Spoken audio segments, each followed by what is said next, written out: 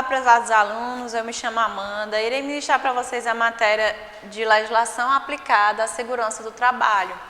Iremos ter a nossa aula de forma híbrida, sendo uma parte online, né, com essas duas videoaulas que será disponibilizada a vocês, e a nossa aula presencial.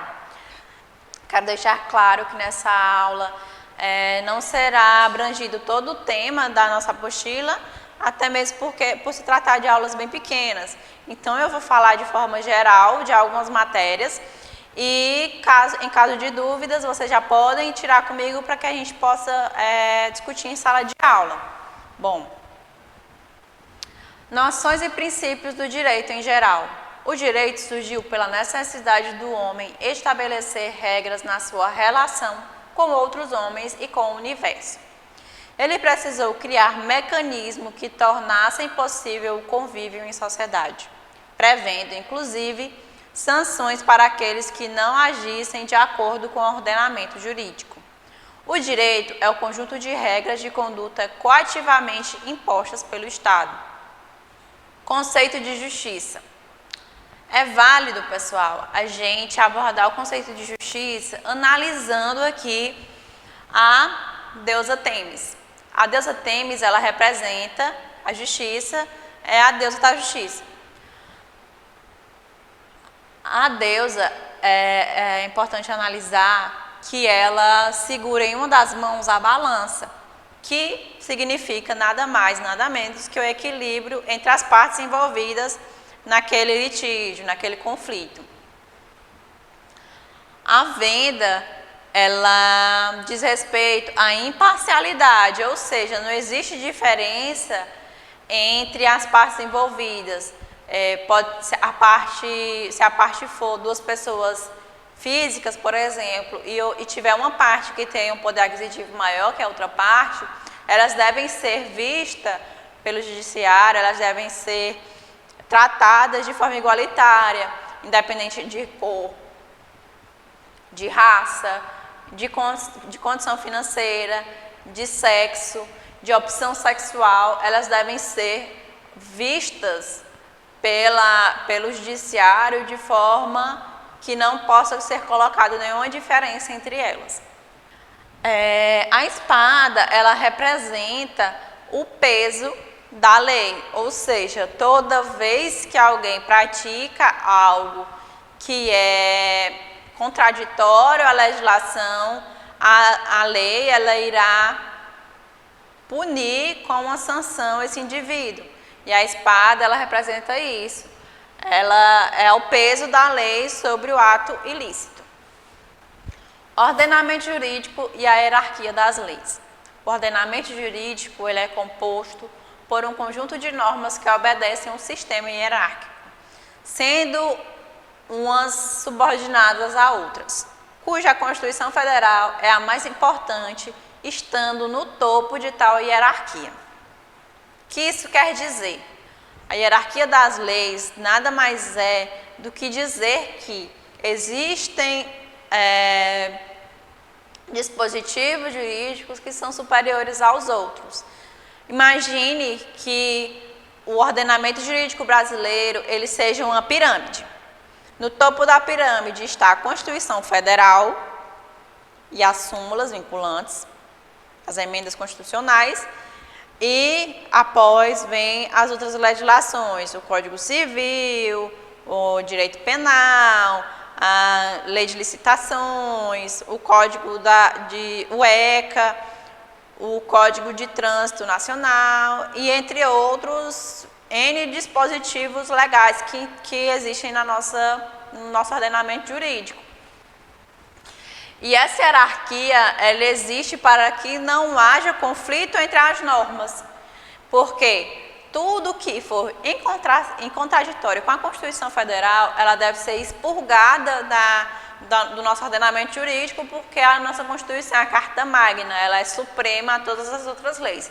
Isso nós aprenderemos no decorrer da matéria. Está aqui para demonstrar para vocês a pirâmide de Kelsen. Kelsen era um estudioso e foi ele basicamente que criou essa teoria da hierarquia entre as leis e ela é usada quase que unanimamente no mundo. A pirâmide, de cima para baixo, quer dizer a força da lei, e de baixo para cima a inconstitucionalidade da lei. O que isso quer dizer? Aqui, no topo da pirâmide, nós temos a Constituição Federal, logo após as leis complementares à Constituição, depois as leis ordinárias, que são os Códigos de Defesa do Consumidor, as leis delegadas, as medidas provisórias, os decretos legislativos, as resoluções. Aí depois vem os decretos regulamentares, decretos simples e as portarias circulares, as normas regulamentadoras, que serão bastante estudadas na matéria, na disciplina de vocês. Então, se a norma regulamentadora ela vai em contradição com os simples decretos, ela vai ser considerada inconstitucional porque os decretos são superiores a elas. Se os decretos, os simples decretos, forem em contradição, por exemplo, aos decretos regulamentares que estão nessa faixa aqui, ele será considerado inconstitucional pelo STF, porque ele está em contradição com uma lei hierarquicamente superior a ele. E assim por diante. Porém, todos esses outros dispositivos, sejam eles leis complementares à Constituição, leis ordinárias, decretos regulamentares, simples decretos ou portarias, todos eles, na sua imensidão de artigos e disposições, deverão obedecer à Constituição Federal, ou seja, tudo que for contra a Constituição Federal será declarado inconstitucional pelo STF. Organização dos poderes. O conceito de Estado é uma sociedade política organizada juridicamente com o objetivo de alcançar o bem comum. O Estado ele deve ter os seguintes elementos, que é território, população e ordenamento jurídico. Poder e bem comum. Além disso, pessoal, o Estado federativo ele possui os seguintes poderes. O Estado federativo, no caso, é o Brasil, que é o legislativo, o executivo e o judiciário. Eles são independentes entre si. O que isso quer dizer? O legislativo não pode pegar para si as atribuições típicas do executivo, o judiciário não pode pegar para si as funções típicas do legislativo. Porém, existem situações que estão previstas na legislação que um pode exercer as funções típicas dos outros. Isso nós entenderemos melhor no decorrer da nossa aula. Poder legislativo. Sua função é elaborar as leis e fiscalizar o poder executivo. O que isso quer dizer? O poder legislativo, ele vai elaborar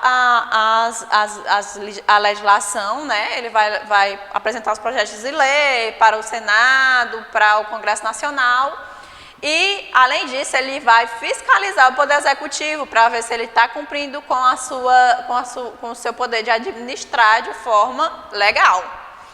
Porém, pessoal, o poder legislativo ele também possui algumas funções atípicas dos outros poderes. A gente vai já aprender. Um exemplo disso, na esfera federal, o Congresso Nacional ele é bicameral, pois o Congresso Nacional é formado tanto pela Câmara dos deputados, né, quanto pelo Senado Federal. Já na esfera estadual, ele é formado apenas pela Assembleia Legislativa, o que isso quer dizer que ele é unicameral no âmbito estadual. No âmbito municipal, da mesma forma, ele é formado apenas pela Câmara dos Vereadores, no caso, ele é unicameral. Caso vocês se deparem com alguma questão a esse respeito, é importante que vocês se lembrem sempre. Na esfera federal, o Poder Legislativo ele é bicameral, porque ele é composto pelo Senado Federal e pela Câmara dos Deputados, diferente da esfera estadual e municipal, que são unicamerais. Poder Executivo.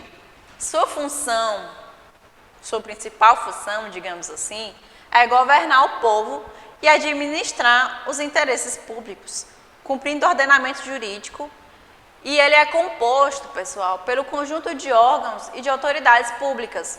O Poder Executivo conta com uma divisão de cargos. Existem, no caso, 3 esferas de atuação, sendo elas federal, estadual e municipal. Todos os seus atuantes são eleitos por meio de voto direto, com cargos de até 4 anos. Como exemplo de órgão do Poder Executivo, tem-se o Ministério do Trabalho e Emprego, que é um órgão do Poder Executivo e é responsável por políticas e diretrizes para a geração de renda ao trabalhador e ao seu bem-estar. Também, pessoal, é de competência do Ministério do Trabalho e Emprego a elaboração das normas regulamentadoras, que são tão estudadas por vocês. Essas normas, elas são responsáveis por mostrar, por ensinar os empregados e empregadores como devem ser cumpridas as normas de segurança e saúde do trabalho, como devem ser usados os EPIs, quais são o tipo de curso que deve ser prestado para os empregados e empregadores naquela determinada atividade que é desempenhada por eles. O Poder Judiciário, ele tem função principal jurisdicional, garantindo e defendendo os direitos e promovendo a justiça, resolvendo todos os conflitos que possam surgir na vida em sociedade. O Poder Judiciário, ou Poder Judicial, ele é constituído por ministros, desembargadores, promotores de justiça e juízes, que têm a obrigação de julgar ações ou situações que não se enquadram com as leis criadas pelo Poder Legislativo e aprovadas pelo Poder Executivo, ou com as regras da Constituição do país. A principal função do Poder Judiciário é defender os direitos de cada cidadão, promovendo a justiça e resolvendo os prováveis conflitos que possam surgir na sociedade, através da investigação, da apuração, julgamento e punição. No entanto, pessoal, este poder ele não está unicamente centralizado nas mãos do Judiciário. A Constituição Federal Brasileira garante meios alternativos às quais todos os cidadãos podem recorrer, como Ministério Público, Defensoria Pública e advogados particulares devidamente inscritos na Ordem dos Advogados do Brasil, que é a OAB. Trouxe um quadro, resumo para que vocês possam assimilar melhor cada poder no seu nível federal, estadual ou municipal. O Legislativo, em âmbito federal, é composto, como eu já disse, pelo Congresso Nacional, que é formado, o Congresso Nacional é formado pela Câmara dos Deputados Federais e Senado Federal, que são senadores, ou seja, em nível federal, o Legislativo é bicameral. Na esfera estadual, ele é formado pela Assembleia Legislativa, que são os deputados estaduais, e é unicameral. No âmbito municipal, ele é formado pela Câmara Municipal dos Vereadores, que é também unicameral. No entanto, o Executivo ele é formado pelo Presidente da República, Vice-Presidente e pelos ministros, na esfera federal. Na esfera estadual, ele é composto pelo governador, vice-governador e os seus respectivos secretários. E municipal, ele é composto pelo prefeito, vice-prefeito e o secretariado da prefeitura, né? O secretário de Educação, de Esporte, de Lazer, Cultura, Saúde e por aí vai. No Judiciário, ele é formado. No Judiciário, no âmbito federal, ele é formado pelo STF, pelo STJ, que é o STF é o Supremo Tribunal Federal, o STJ é o Superior Tribunal de Justiça, tribunais e juízes federais. No âmbito estadual, é formado por tribunais e juízes, e na municipal não existe divisão na municipal, porque a justiça ela é unitária em todo o território nacional. Funções atípicas dos poderes. Cada poder tem função acessória através das quais a lei permite que ele exerça algumas atribuições que seriam dos demais poderes. Por exemplo, no Executivo, pode legislar por meio de leis delegadas. Ela é editada pelo Presidente da República no exercício de sua função legislativa atípica, sob a autorização do Congresso Nacional e dentro dos limites por eles impostos, ou seja, em algumas situações é válido que o chefe do Executivo ele edite leis delegadas, ele está exercendo de forma atípica a função de legislar, que é típico do poder legislativo. No Judiciário, o Judiciário ele pode exercer atividades administrativas, que ele pode conceder licenças aos seus membros, conceder férias, fazer contratação de cargos comissionados, organizar suas secretarias e também função legislativa, como por exemplo, elaboração de regimentos internos, ou seja, o Judiciário ele pode fazer sua organização interna, se administrar seus próprios órgãos, contratar pessoas, dar autorização aos seus membros a se afastarem do serviço, e isso não é uma função típica do Judiciário, é uma função atípica. O Poder Legislativo administra seus órgãos no momento em que exerce uma atividade típica do Executivo, podendo ainda julgar seus membros como crimes de responsabilidades cometidos pelo Presidente da República. Dessa forma, todos os poderes são competentes para exercer funções internas. Funções essenciais da Justiça. Quais são as funções essenciais da Justiça?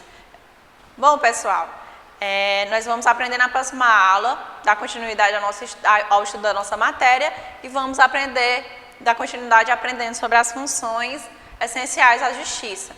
Encontro vocês lá.